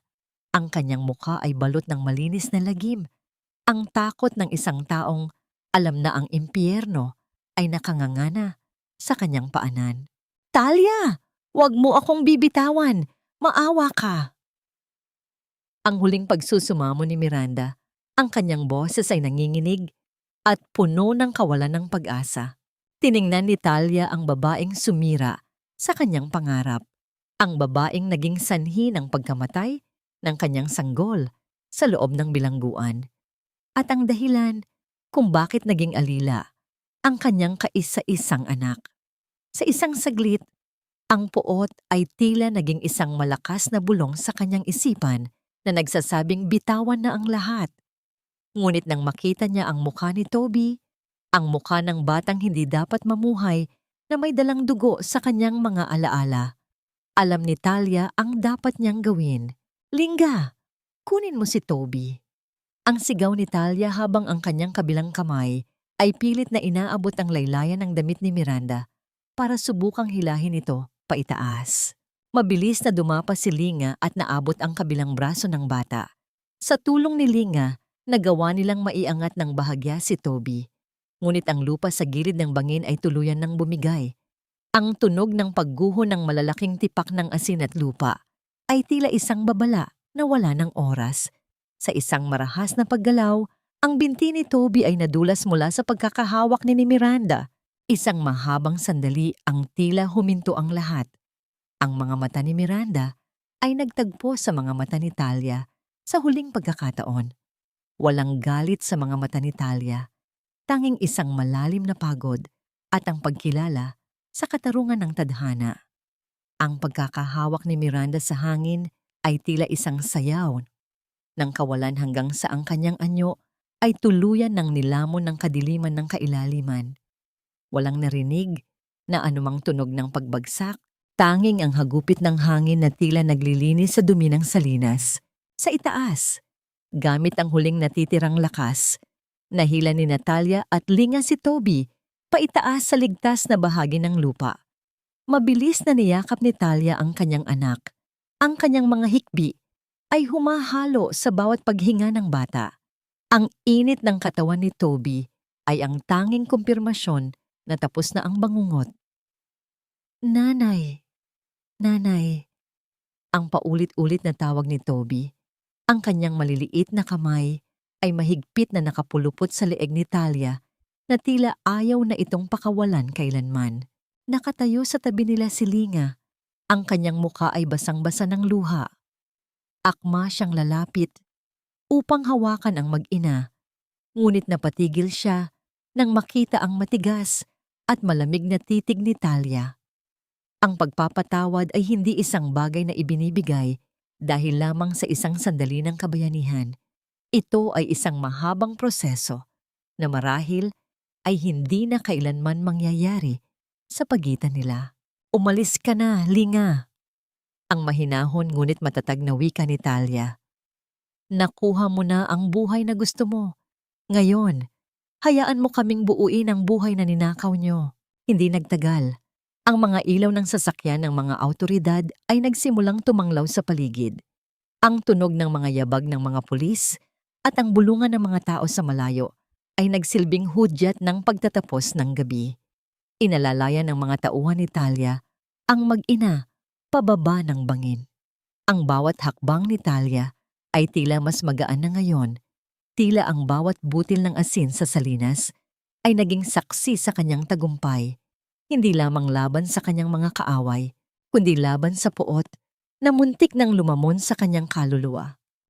Naiwang mag-isa si Linga sa tuktok ng bangin, nakatingin sa kawalan kung saan nahulog ang babaeng naging kasabwat niya sa kasamaan.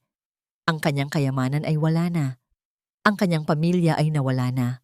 At ang tanging naiwan sa kanya ay ang mapait na lasa ng pagsisisi na hinding-hindi na mawawala sa kanyang mga labi. Habang ang mag-ina ay dahan-dahang lumalayo sa madilim na bahagi ng salinas, ang unang sinag ng bukang liwayway ay nagsimulang sumilip sa abot-tanaw. Ang kulay rosas at gintong liwanag ay tumama sa mga kristal na asin. Ginagawa itong mukhang libo-libong diamante na nagbibigay ng bagong pag-asa. Tapos na ba ang paghihirap? O ito pa lamang ang simula ng isang mahabang paglalakbay patungo sa tunay na paghihilom ng mga sugat na iniwan ng nakaraan? Ang bawat butil ng asin na kinuha mula sa maduming putik ay tila isang hakbang patungo sa paglilinis ng sariling kaluluwa. Lumipas ang mga buwan sa salinas na tila isang banayad na agos ng tubig na dahan-dahang tinatangay ang mga labi ng bagyo. Ang dati ay itim at malansang mga taniman dahil sa lason ni Miranda ay muling nagliwanag. Sa tulong ng bawat pamilyang tinulungan ni Talia, ang bayanihan ay hindi lamang naging isang salita, kundi isang buhay na realidad. Ang bawat lalaki, babae at bata ay nagtulong-tulong sa pagkayod, paglilinis, at pagpapatuyo ng lupa hanggang sa ang pinakamaputing kristal ay muling sumibol mula sa kailaliman. Hindi na Hacienda Miranda ang tawag sa lugar na ito. Sa itaas ng arko ng pasukan, isang simpleng karatula na gawa sa matitibay na kahoy ang nakasabit. Kooperatiba ng Salinas, Pamana ni Talia. Dito, ang bawat manggagawa ay may-ari ng kanilang pinaghihirapan. Ang bawat sako ng asin na inilalabas ay simbolo ng kanilang kalayaan. Si Talia ay madalas makikitang naglalakad sa gitna ng mga pilapil. Hindi na suot ang mamahaling seda ni Natalia, kundi ang simpleng puting blusa at sombrerong buri na nagpapaalala sa kanyang pinagmulan. Ngunit sa kanyang bawat galaw, naroon ang isang uri ng kapayapaan na hindi kayang bayaran ng anumang yaman. Ang kanyang mga mata ay hindi na naghahanap ng paghihiganti. Ang mga ito ay nakatuon na sa pagbuo ng bukas. Ang pinakamalaking himala ay ang pagbabago kay Toby. Ang batang dati ay laging nakayuko at takot sa sariling anino ay unti-unti nang natututong tumawa. Sa bawat hapon, pagkatapos ng kanyang pag-aaral, tumatakbo siya patungo sa kanyang ina. Bit-bit ang mga kwento tungkol sa kanyang mga bagong kaibigan sa paaralan. "Nanay, tignan niyo po. Sabi ng teacher ko, ako raw po ang pinakamahusay sa math sa klase namin." Ang masayang balita ni Toby habang ipinapakita ang isang papel na may malaking bituin. Niyakap ni Talia ang kanyang anak. Ang kanyang ilong ay ibinaon sa buhok ng bata na ngayon ay amoy araw at amoy kalinisan. "Siyempre anak, matalino ang anak ko, gaya ng lolo mo." Isang espesyal na sandali ang nagaganap tuwing gabi sa loob ng kanilang muling inayos na lumang bahay.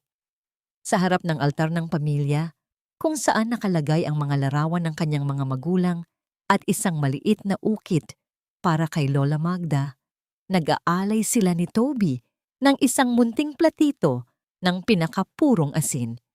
Ang ritual na ito ay tila isang bakod na nagpoprotekta sa kanilang tahanan mula sa anumang pait ng nakaraan. Sa bawat kurot ng asin na kanilang inilalagay, nararamdaman ni Talia na ang kanyang mga magulang at si Lola Magda ay nakangiti mula sa kabilang buhay. Ngunit sa gitna ng katahimikan, hindi nawawala ang mga anino ng nakaraan. Minsan, sa dulo ng kalsada, may nakikita silang isang lalaking gusgusin, mahaba ang balbas, at tila walang direksyon ang paglalakad. Si Linga, nawala ang lahat sa kanya. Ang kanyang yaman ay naubos sa mga kaso, at ang kanyang dangal ay tuluyan ng nabulok. Nabubuhay siya sa limos ng mga taong dati niyang minaltrato. Hindi siya pinapalayas ni Talia, ngunit hindi rin siya kinakausap. Ang pananahimik ni Talia ay ang pinakamabigat na parusa para sa isang lalaking ang tanging kayamanan na lang ay ang kanyang mga pagsisisi. Isang hapon, habang ang araw ay dahan-dahang lumulubog at nagbibigay ng ginintuang kulay sa buong Salinas, isang estranghero ang dumating sa tarangkahan ng kooperatiba. Isang lalaking nasa gitnang edad, may maayos na tindig at mga matang tila may dalang mahalagang mensahe. May hawak siyang isang sobre na may tatak ng isang tanyag na law firm sa Maynila. "Kayo po ba si Natalia? O mas kilala bilang Talia?" Tanong ng lalaki. Ang boses ay puno ng paggalang. "Ako nga. Ano ang maipaglilingkod ko sa inyo?" Tugon ni Talia habang inaalalayan si Toby sa kanyang tabi. "Ako si Attorney Gabriel. Ako ang anak ni Lola Magda." Pakilala ng lalaki na nagdulot ng isang mabilis na pintig sa puso ni Talia. Bago pumanaw ang aking ina sa loob ng ospital ng bilangguan, may iniwan siyang huling habilin.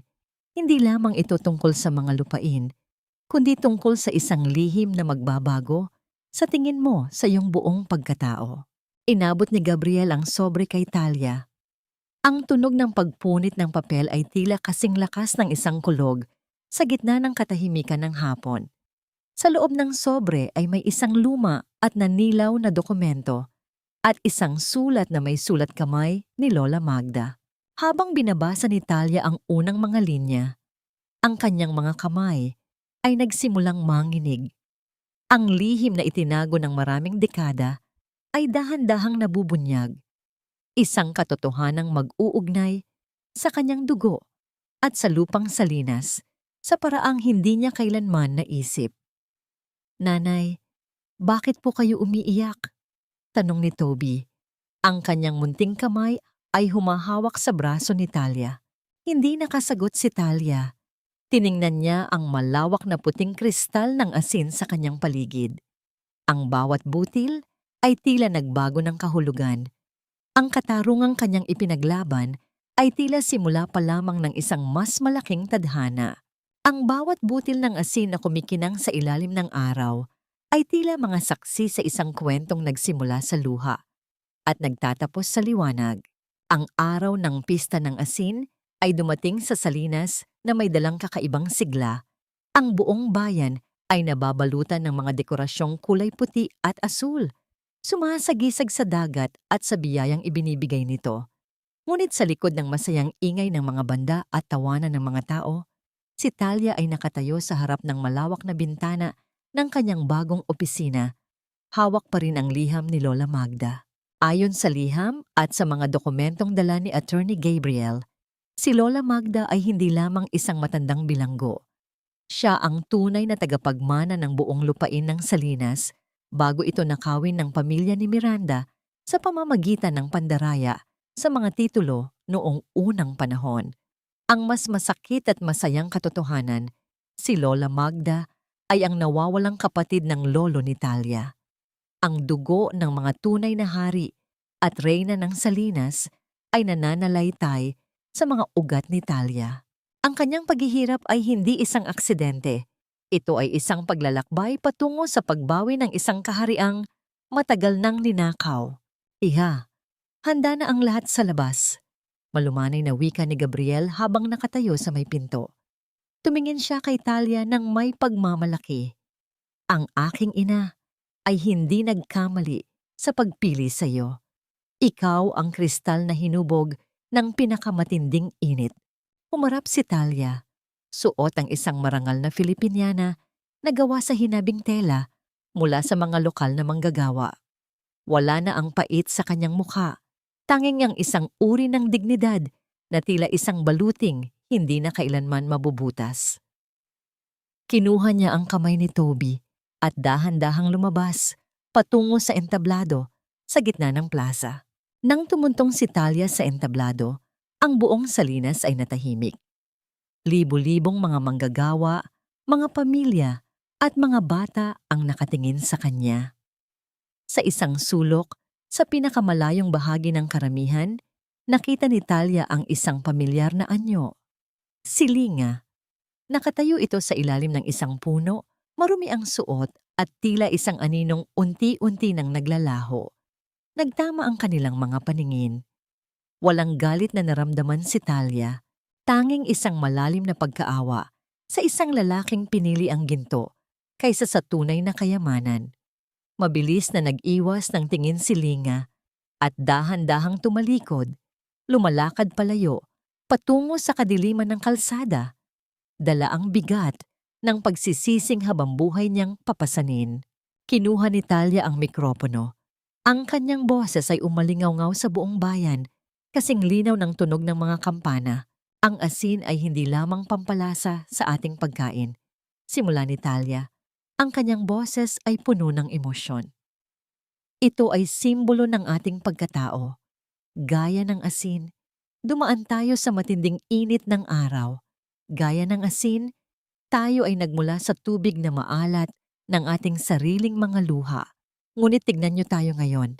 Tayo ay matitigas na kristal. Hindi tayo basta-basta matutunaw. Ang Salinas ay hindi na pag-aari ng iisang tao, kundi pag-aari ng bawat isa sa inyo na nagbuhos ng pawis sa lupang ito. Isang masigabong palakpakan ang sumabog sa buong plaza. Ang mga tao ay nagsimulang magsigawan ng kanyang pangalan, ngunit hindi ito ang hinahangad ni Talia.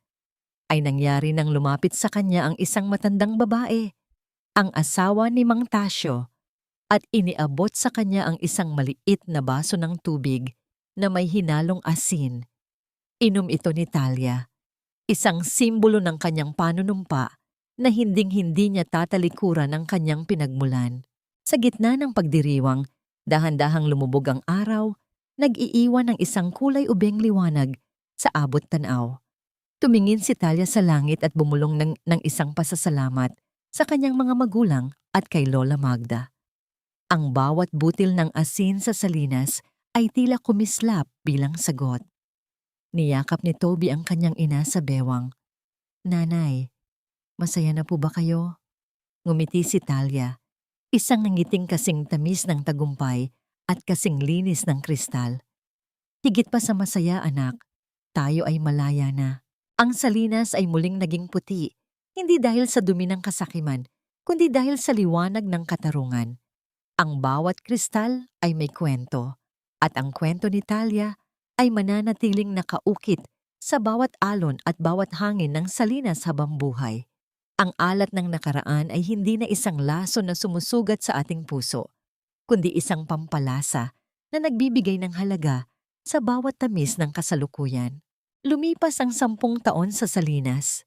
Ang mga pilapil ng asin ay naging simbolo na ng kasaganaan na hindi matitibag ng kahit anong bagyo. Sa tabi ng dalampasigan, nakatayo ang isang gusali na gawa sa mapuputing bato, ang Lola Magda Foundation for Justice and Livelihood. Dito, ang mga biktima ng pang-aapi at ang mga nawala ng pag-asa ay nakakahanap ng matutuluyan at bagong simula. Si Talia ay nakaupo sa isang bangko sa labas ng gusali, pinagmamasdan ng malawak na abot-tanaw. Ang kanyang buhok ay may ilang hiblana ng pilak, ngunit ang kanyang kagandahan ay lalong naging maningning dahil sa kapayapaang nagmumula sa kanyang kalooban. Sa kanyang tabi, isang matangkad at guwapong binata ang nakatayo. Si Toby. Tapos na ito ng pag-aaral sa agrikultura at ngayon ang siyang katuwang ng kanyang ina sa pagpapatakbo ng kooperatiba. "Nanay, tignan niyo po ang mga bagong kristal," wika ni Toby habang ipinapakita ang isang maliit na lalagyan ng asin na kulay rosas at kumikinang sa ilalim ng araw. "Ito ang pinakamataas na kalidad na naani natin ngayong taon." Sabi ng mga mamimili sa Europa, ito raw ang asin ng katarungan. Ngumiti si Talia at hinawakan ang kamay ng kanyang anak. Sa bawat haplos niya, naaalala niya ang mga gabing nakaposas siya sa loob ng selda, ang mga luhang pumatak sa madilim na infirmary, at ang matinding hapdi ng pagkawala ng kanyang pangarap. Ngunit ang lahat ng yon ay tila naging mga butil na lamang ng asin na dahan-dahang natunaw sa malawak na karagatan ng kanyang kapatawaran. Napatingin si Talia sa isang maliit na dampa sa malayo kung saan isang matandang lalaki ang nakaupo, tila naghihintay sa wala. Si Linga. Hindi na ito ang lalaking nakasuot ng tuksido. Siya na ngayon ay isang anino ng ibang nakaraan na hinahayaan ni Talia na mabuhay ng may dignidad sa tulong ng kooperatiba. Kahit na hindi na sila kailanman muling magkakasama bilang pamilya. "Nanay, napatawad niyo na po ba siya?" tanong ni Toby. Ang boses ay puno ng pag-unawa. Huminga ng malalim si Talia. Ang samyo ng dagat ay pumuno sa kanyang dibdib. Ang pagpapatawad, Toby, ay hindi tungkol sa paglimot sa ginawa nila. Ito ay tungkol sa pagpapalaya sa sarili mula sa kadena ng puot. Napatawad ko na siya, hindi dahil karapat-dapat siya, kundi dahil karapat-dapat ako sa kapayapaan. At ikaw, ang aking anak, ay karapat-dapat na lumaking walang dalang bigat ng galit ng iyong ina. Natagpuan na ba ni Talia ang binin? Oo. Ang katahimikan ng salinas tuwing dapit hapon ay ang kanyang sagot. Ang bawat tawa ng mga manggagawang may sariling lupa at ang bawat pagkakataong kayakap niya ang kanyang anak ay ang kanyang tunay na yaman. Ang bayhawk na iniwan ng kanyang kwento para sa ating lahat ay simple. Ang buhay ay parang dagat, maalat, malalim, at kung minsan ay malupit. Ngunit kung matututo tayong maging kristal sa gitna ng matinding init, hinding-hindi tayo matutunaw. Sa huling sandali ng dapit hapon, ang kulay ube at ginto ay tila naging isang malaking kumot na bumalot sa buong salinas.